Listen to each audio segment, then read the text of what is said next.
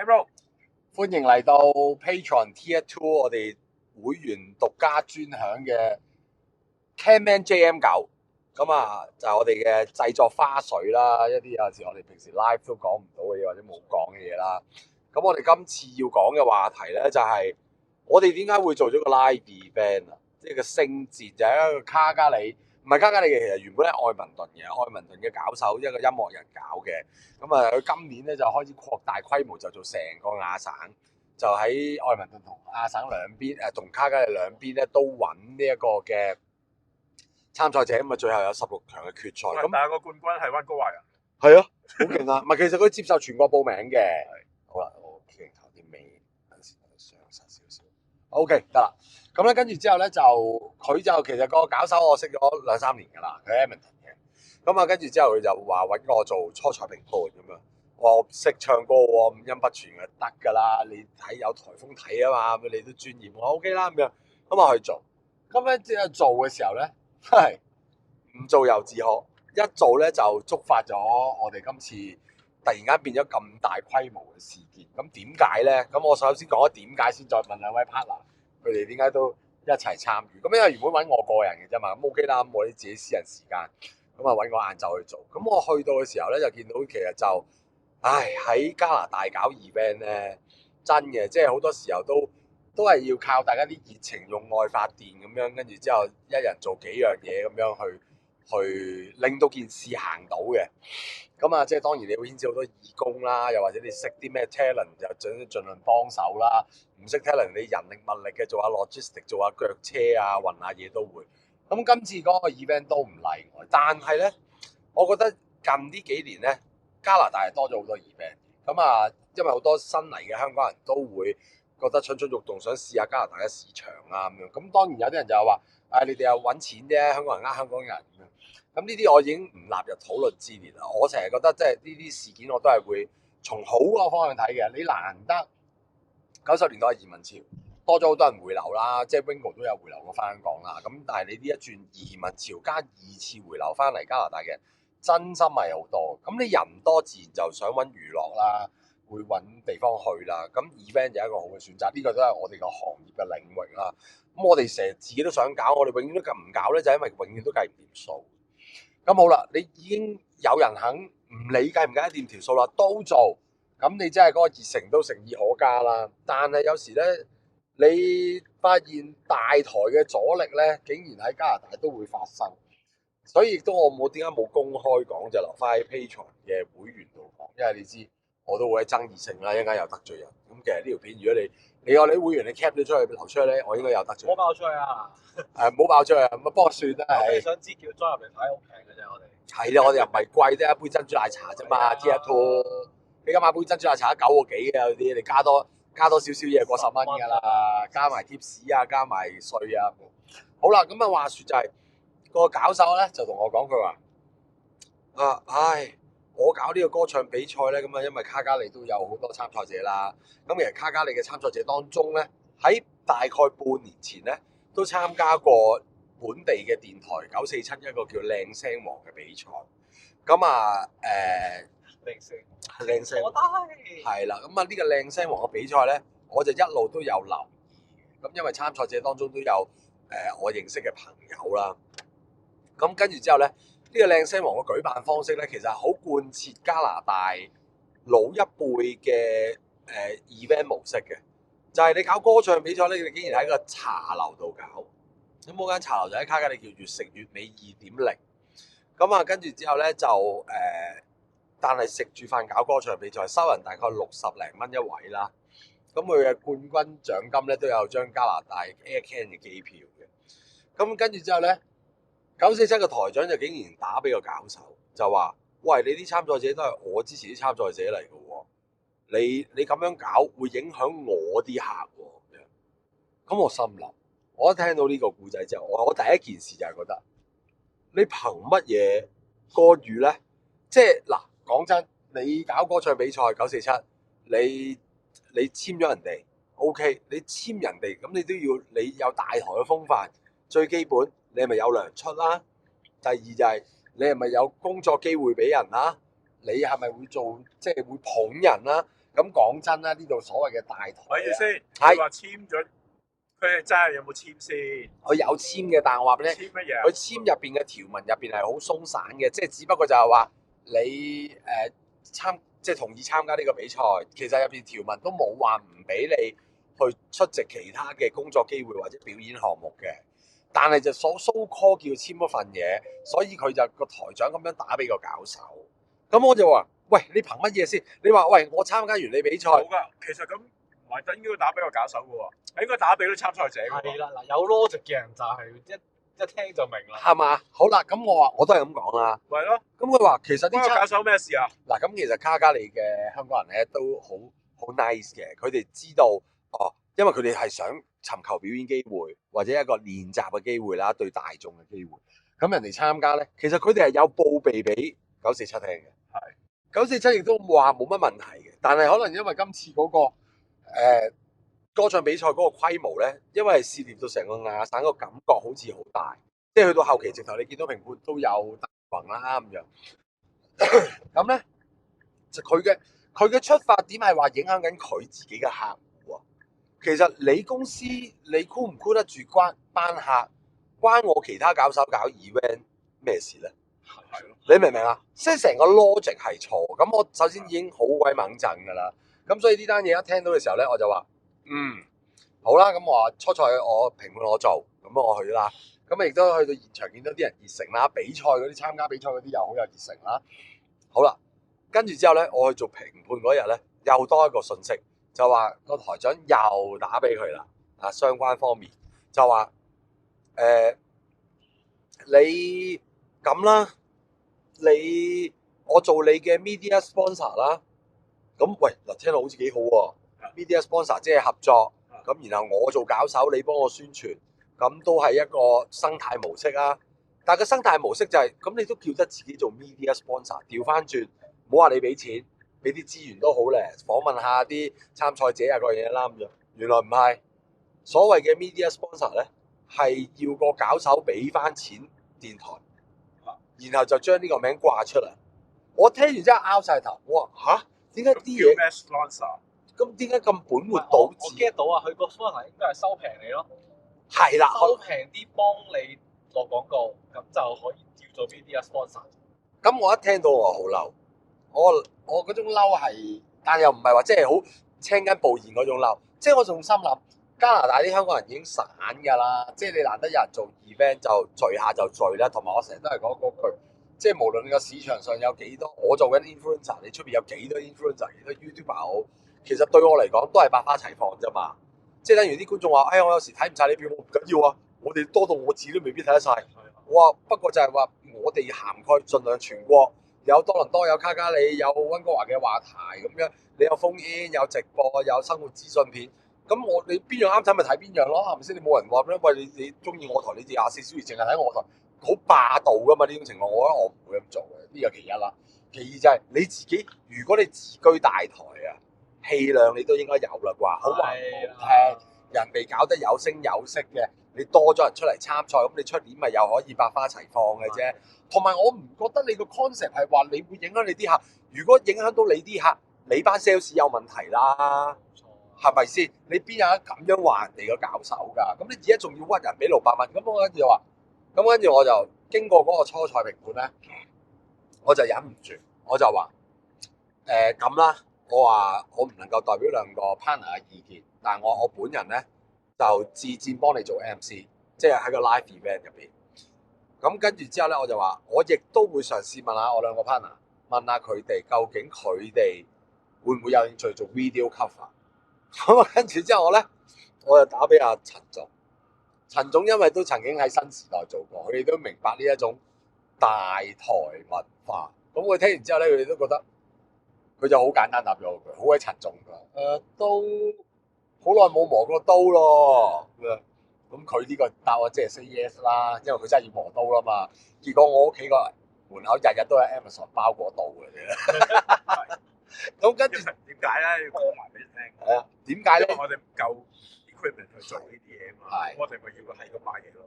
咁係啦，咁啊好啦，咁佢嘅諗法就係話，咁你最少都3部機嘅喎，我哋人係得2個嘅啫喎，你做 MC，我又唔係做開攝影，又唔係做開 live event 嘅producer，咁你都要揾人噶嘛。咁但係呢單嘢我哋係節戰噶嘛，其實我都同個搞手 Candy 講，我話錢我都知道你好賺㗎啦，我話總之大家出心出力啦咁樣，即係都其實係好似本地做 event 啲人咁樣，又或者我哋之前 cover 啲 live market 嗰啲 live 咁樣，其實我哋都係幫下手去成長。咁好啦，咁我過咗第一關啦，咁我都要過多一關㗎嘛，即係過阿神啦。我同阿萬嘅，咁因為佢都 yes 咗啦，咁我就同阿神講，阿神啊，食錢傾下咁樣，就咁。咁啊有單嘢，咁我將頭先嗰啲嘢咧就濃縮就講咗俾阿神聽啦。咁阿神其實阿神係潮州老漢，大家都知㗎啦。咁佢聽完之後咧，佢又唔係嬲，佢就係佢用咗2個小時捉住我，就話嗱你如果要教咧，要咁。嗱做得咧，基本功你要擺到嘅。嗱我可以諗多啲嘢，咁但係當然都要分莊閒，因為人哋係莊，我哋幫手係閒，我哋要分清楚自己個 role，即係呢啲咁嘅雙方 party 合作咧。最緊要唔好不歡而散，諗清楚我哋個崗位係點，人手調配係點。嗱，亦都卡加里有唔同嘅人數人嘅咁樣。咁我亦都因為識咗卡加里嘅一個即係喺 Sage 度，佢係被銀行耽誤嘅藝術家。佢喺香港做銀行嘅，咁但係過到嚟咧就喺 Sage 度讀電影。咁佢對電影好有夢嘅，我有同佢飲過酒傾過偈咁樣。咁我話一路都即係其實全國都有好多唔同人才，我成日袋咗喺袋。但係我就冇機會攞出嚟用，因為我覺得我哋嘅規模就我哋自己搞到啦。一去到外邊就牽涉好多嘢，咁有時就冇得個諗字冇做到。咁而家今次有人諗咗，亦都ongoing行緊。咁我就話我就介紹俾阿神，我話喂，有個人又咁樣。咁佢因為自己都有拍緊嘢，佢亦都物色咗喺卡加里有唔同嘅鋪。咁所以佢就好多諗法啦。話如果我有5-6部機啦，你又俾翻5-6個人我咧，我可以咁。咁我話即係耶啦，好啦，咪耶。咁然後我哋就開始去同星戰嗰邊個主辦單位就溝通啦，佢啲就 technical 嘅嘢啦，佢就 stage 嘅嘢啦，我就負責 MC 稿啦，我哋個個都自己出力㗎啦。但係由我哋耶完到真係成事之前咧，仲有一單嘢講埋呢單咧，先可以再俾阿陳宇榮同阿神暢所欲言嘅，因為尤其是阿 Wingo 咧喺新時代都做過，跟住咧就再收到個電話，個主辦方又係收到嗰邊嘅台長，就因為見到咧，因為我哋耶咗啦嘛，咁嗰邊嘅星戰咧就出我哋咧就係今次嘅 media sponsor， 我哋係傳媒贊助咁樣，就係住家男人咁咧，應該就俾對方睇到，咁對方咧就打去揾主辦方嘅 Candy 就問佢話你俾幾錢住家男人咁樣去公然問人哋，咁跟住之後咧，對方Candy 亦都好好，佢就講一句：此乃商業秘密。係啊，咁我話呢個答案非常之好啊！咁我話你唔好理我哋之間嘅金錢來往，我哋而家就係只係諗想做好件事，做到先啦，做到嘅基礎點樣做好件事。咁我哋所以就跟住就係頭先阿 Wingo 啦，我講啦 ，keep 住都有架撐到我屋企啦，100米嘅 HDMI 線啊，250米嘅 HDMI 線啊，啲架成跟住就睇今次點解架車裝滿嘢咧？就係因為其實好多嘢都係喺佢溫哥華車過嚟，做完呢個 event 又車翻去，有啲就買咗添置咗嘅，可能將來我哋都仲有機會嘅，就擺喺我屋企。好啦，咁結果跟住我哋就順利就進入咗呢一個嘅 event 入邊。咁 event 內容咧一陣間先講。我覺得呢條片咧短短地幾個字咧，就要講下我覺得喺加拿大呢一種咁嘅傳媒心態。陳裕榮就因為喺新時代做過，咁雖然都有段日子，但係其實好似感覺上咧，你做嗰個年代到今時今日咧，嗰個演變唔大喎，都係覺得自己係大台，冇受到網絡世界嘅洗禮。又或者咁講，陳裕榮成日都講咗句都中肯嘅，其實近呢2-3年，其實華文傳媒個質素係高咗，但係原因並唔係佢哋自己有深刻嘅反省，而係因為有好多新嘅 Stream AB 嘅人過到嚟，係我哋以前啲行家落嚟做，然後佢將自己以前香港嘅 standard 慢慢帶過嚟，係咁樣從而令佢提升。本來提升係好事嘅，但係你嗰個管理嗰個守舊思維，又或者你認為自己大台喺當地嘅影響力嘅思維咧，其實我覺得真係無助。而家多咗香港人，你反而就係點解啊？你點解要搞人啊？其實我真係好唔明啊！我真係好唔中意搞人嘅，即係當然我俾人搞，我都會反擊，但係我唔會主動搞人噶嘛。但係你有時就係會見到身邊好多咁樣主動搞人嚟。以前啊 Wingo 喺新時代做，未有網絡世界就直頭係一台獨大添啦。叫做隔離台有啲咩 OVTV 嗰啲咯，啊，農場頻道嗰啲咁樣啦，長都係後期嘅。係咯，咁即係都係得嗰台咁啦，華文傳媒叫做。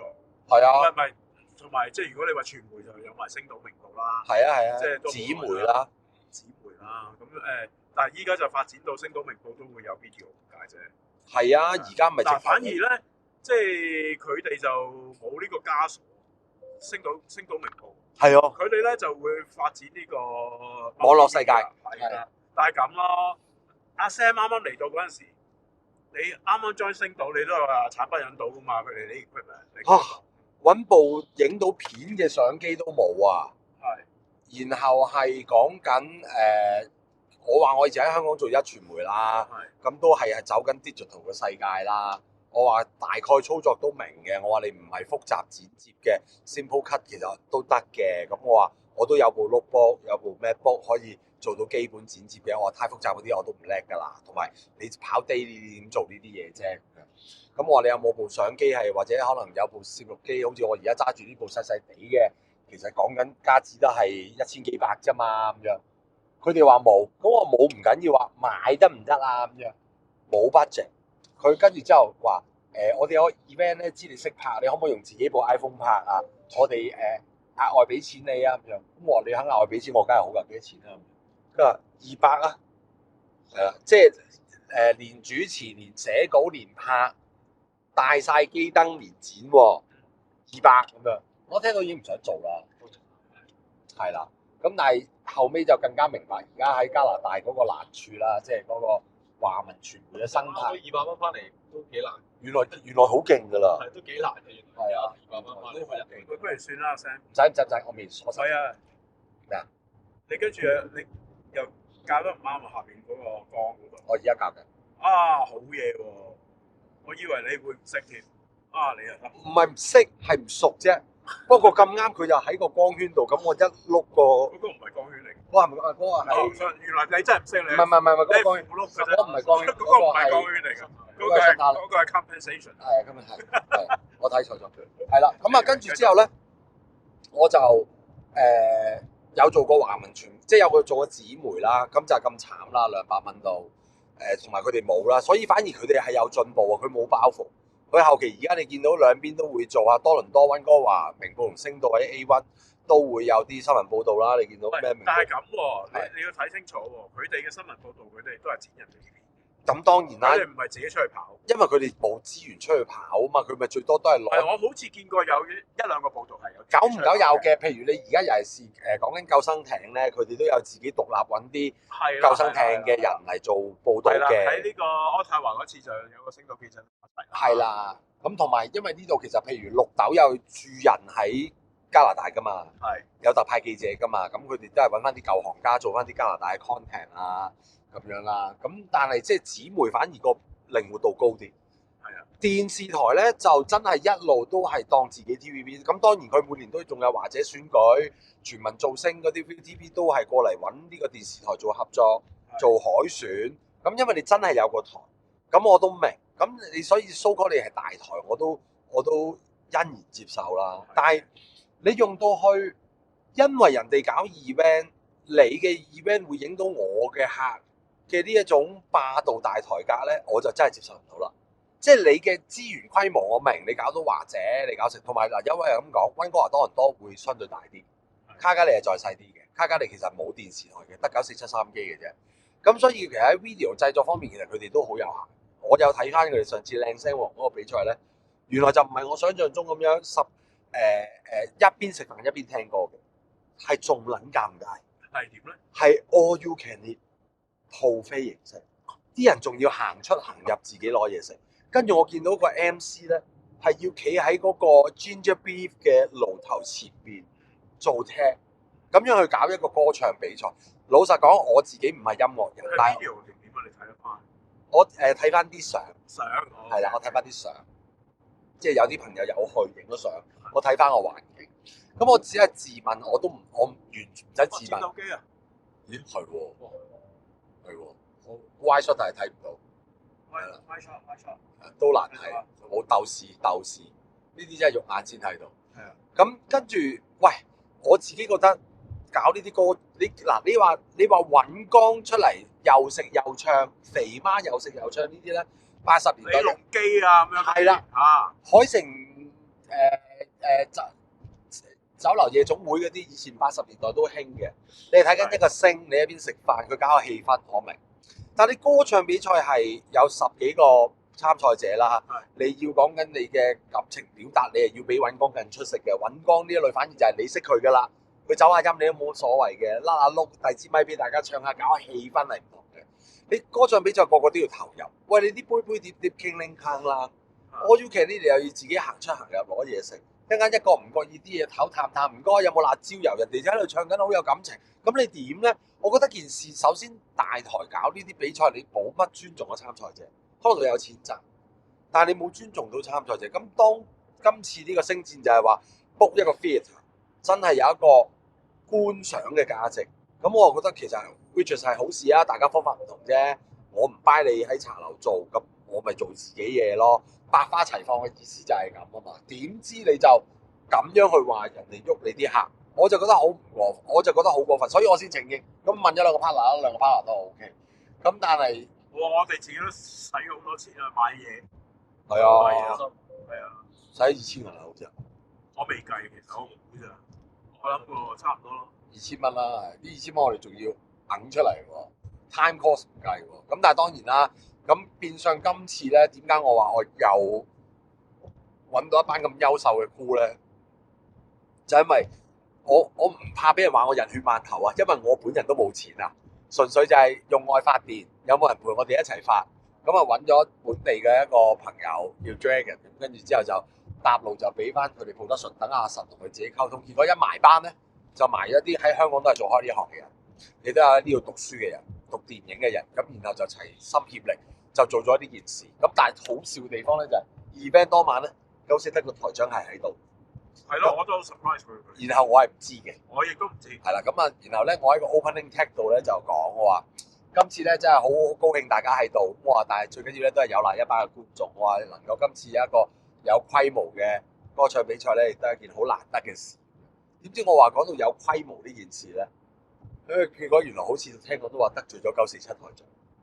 咁你自己睇小自己啫。咁你喺酒樓搞到好有規模㗎，都係嘅。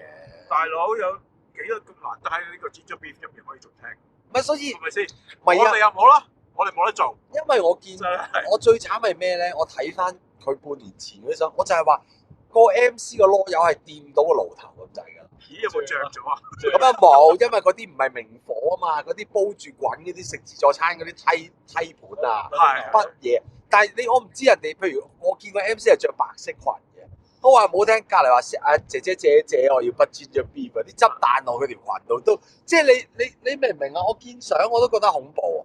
咁當然啦，即係我自己覺得睇 show 係應該有一個基本嘅，同埋我自己覺得呢種模式，可能我頭先講啦，你話尹光、肥媽呢啲咁樣，佢係中意啲咁嘅模式咪 OK 咯。但係我話喂，你歌唱比賽，又或者你想吸下新嚟嘅人，一啲或者中意音樂嘅人，想睇 show 嘅人，可唔可以俾翻一個睇 show 應有嘅 format 佢咧？咁我哋今次嘗試做，咁啊機緣巧合就係咁，令到我哋就3條友就齊心協力啦，咁啊做咗呢個 show 啦。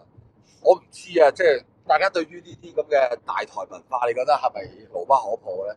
定係還是網絡嘅世界，又或者觀眾層嘅越嚟越闊，係咪真係可以改變到咧？因為我講一講我之前遇過嘅嘢咧。好啊即係我其實咧，你喺 live 嗰陣時講過，我提過下有啲好老土嘅事發生㗎。係得㗎啦，已經收到。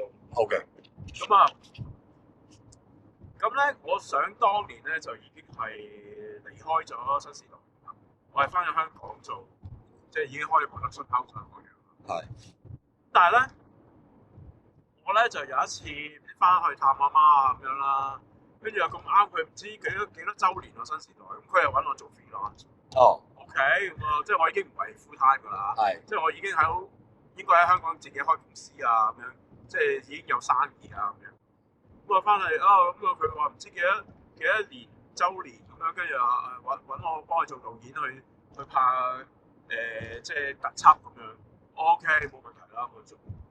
咁啊，與此同時咧，我咪講話你咪講話 competition 係啊，呢個我就係好似係上咗係 OBTV 同佢哋開，係即係講話有啲咩合作啊係咁樣。跟住之後佢哋嬲，我已經做完㗎啦，我已經做完嗰個，即係你做完我已經做完嗰個新時代嗰個 job 㗎啦。然後你就 OMTV 度再傾另一樣嘢。傾下偈，係啊。跟住之後哇，跟住我哇，佢真係你憑乜嘢啊？我一樣咯。我係一個freelance 嘅製作人，你憑乜嘢俾我上去人哋個 office 嗰度同人哋傾偈啊？我想知你係咪黐線㗎？係個監製打俾你。唔係對唔住，係製作總監。OK，對唔住，製作總監再高級一級。再高一級。然後就打俾你，咁佢點會？我想知個電話唔係打俾我，因為我再翻去傾偈吹水嗰啲乜嘢，叫我入房傾嗰啲，我屌！因為我心諗唔係咁撚老土啊！仲要兜口兜面啊！係啊！咁佢點樣開場白啊？即係我唔知啊，好尷尬因為㗎。佢哋唔知係尷尬嘅，佢以為佢哋係即係佢哋喺度耐咧，跟住就乜撚都大撚晒，即係佢唔知道其實即係點講啊？佢以為好多香港嘅製作人嚟到呢度生活啊嗰啲，你就係要靠我㗎啦，都要靠你。但係嗰陣時我已經係翻咗香港，我係翻嚟做一個 project 嘅啫。真係黐撚線。係啊，跟住我去人哋嗰個台嗰度開個會啫，傾下偈啫。傾下偈啫。同埋你 freelance 去邊冇關係㗎。咪係咯，黐線關你咩？關你撚但事咩？我就係咁。唔係，我好想知道 conversation 啊。首先我以為唔係因為咧，對唔住，我係連新時代即係溫哥華個總經理，我係識嘅，即係有 Facebook 嘅。係。咁啊，呢條片等我擺落陳宇榮嗰個人 Facebook。冇㗎，唔係我諗佢哋都唔記得咗啦。唔緊要啊，照講嘛。因為 friendly reminder。我走嗰時咧，我離開新時代嗰時咧，我哋嘅關係非常之好。係。因為我諗我都有同你提過啦。係。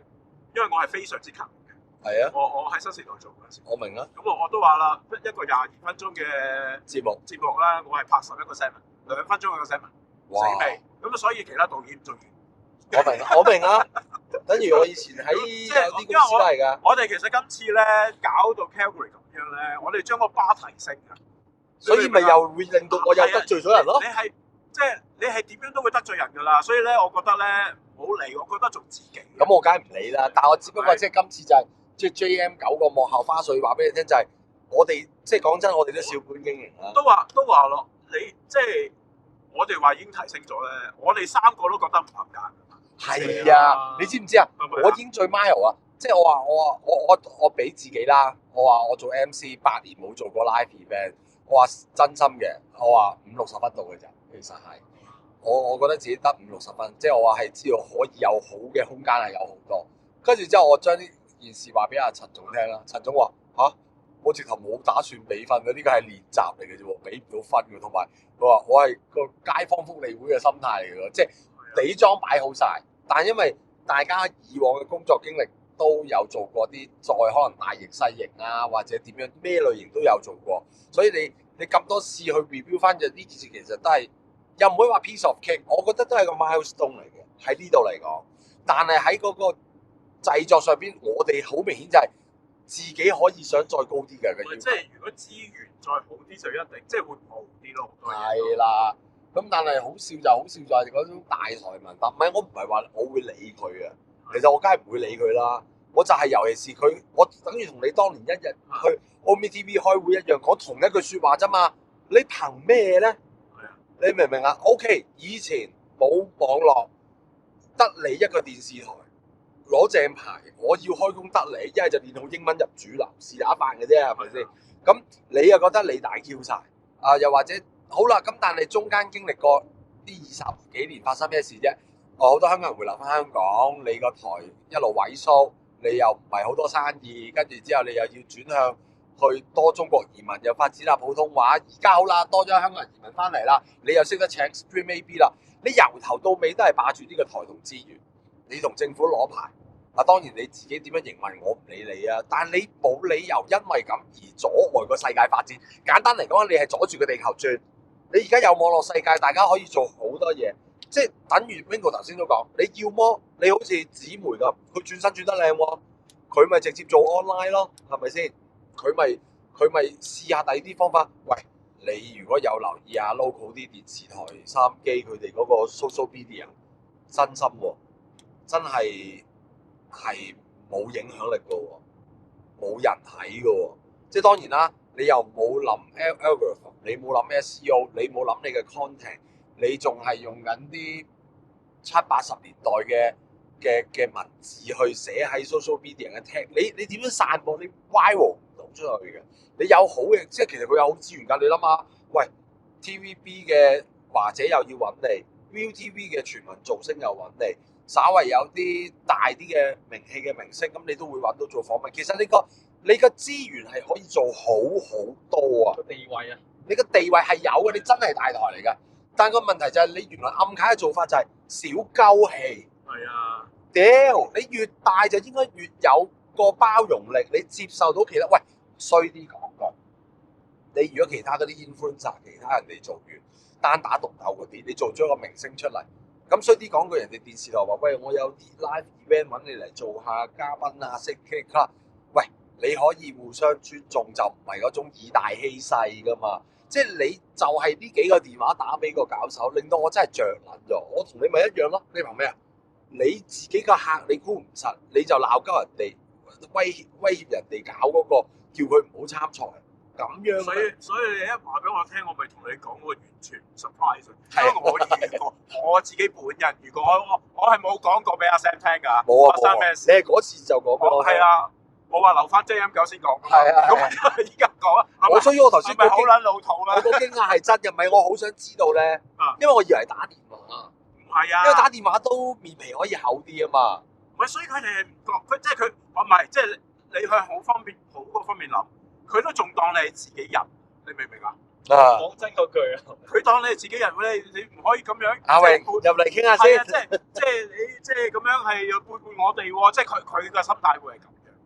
但係我嘅心態，喂，我又唔係你 full time，我嚟幫你做個節目啫。係咯，係咯，同你計個 freelance 一個錢啫，一個 show 錢。你入咁啊，一個關係咁樣就完啦，即係一個 project 就完啦。喂，即係我有乜可能即係要即係唔可以同第二啲電視台傾偈啊？我想係咪知先？